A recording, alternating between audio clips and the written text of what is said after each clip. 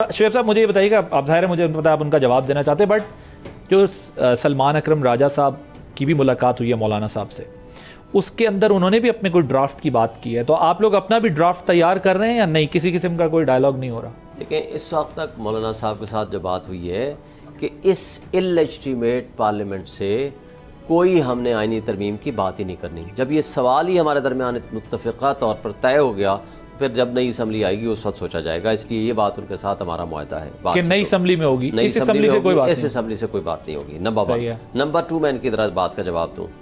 آپ کہہ رہی ہیں کہ جی ریفارمز کی بڑی سخت ضرورت ہے، بالکل ضرورت ہے، لاکھوں میں کیس پڑے ہیں۔ ذرا میں فگرز دے دوں، 22.5 لاکھ کیسز ہیں لوور جوڈیشری میں، ان کے پاس ٹائم نہیں ہے اس کے لیے ریفارمز کا۔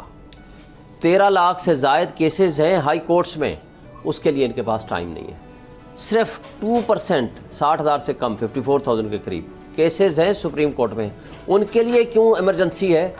ایک آئینی بحران پیدا کرنا مقصد ہے، اس قاضی فائزہ کو ایکسٹینشن دینا مقصد ہے، 68 ایئرز تک ایج بڑھا کے شہباز شریف اور آصف علی زرداری اس کیس کا چیف جسٹس اگلے لگائیں گے اور ججز لگائیں گے، اپنی مرضی کے ہینڈ پک ججز، تاکہ اس کرپٹ سسٹم کو پروٹیکشن دی جا سکے۔ یعنی 2% کے لیے تو آپ کو ضرورت ہے، لیکن آپ کو 85% یا آپ کو اگلے 13% یعنی 98% کے لیے آپ کے پاس ٹائم نہیں ہے کہ اس کے لیے آپ اصلاحات قائم کر سکیں۔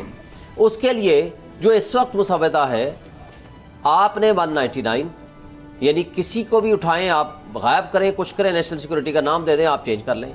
آپ 2006 کی بات کرتے ہیں، آپ نے جب 18th امینڈمنٹ کیا، اس میں ساری خرابیاں پرویز مشرف کی تمام پولیٹیکل پارٹیز نے مل کے، پرویز مشرف اور ضیاء الحق کی آپ نے مائنس کر دی، ختم کر دی۔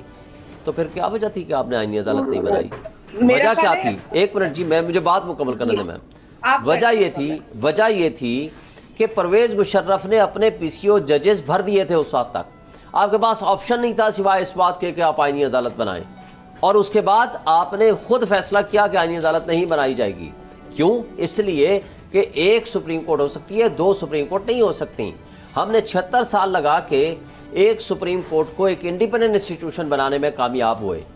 سجاد علی شاہ کو انہوں نے چیف جسٹس بنایا تھا 4تھے نمبر سے اٹھا کر کے، سپریم کورٹ نے سو موٹو نوٹس لے کے تمام ججز نے بیٹھ کے ان کو واپس بھیجا اور سینئر موسٹ جج میاں اجمل کو چیف جسٹس بنایا۔ اس ڈرافٹ میں 3 یا 5 ججز کا پینل آئے گا اور شراب اور آصف علی زرداری فیصلہ کریں گے کہ کس کو چیف جسٹس بننا ہے اور کس کو نہیں بننا۔ This is direct attack on the judicial system of Pakistan. Let me take a break. ایک بات، آخری بات، جج جو ہائی کورٹ کا آپ سے ڈس ایگری کرے گا یا جس سے آپ ناراض ہوں گے، اس کو اٹھا کر کے اس کی مرضی کے بغیر دوسری ہائی کورٹ میں بھیج دیں گے، وہاں اس کو چیف جسٹس بھی نہیں بننے دیں گے۔ اور اس طرح کی وہ چیزیں مجھے ایک بریک لینے دیں۔ حافظ احسان صاحب تو کوشش کی جا رہی ہے جو کہ سراسر نظام انصاف پہ حملے کے علاوہ اور کچھ بھی نہیں ہے۔ اوکے، سبسکرائب کریں اور بیل دبائیں تاکہ کوئی خبر رہ نہ جائے۔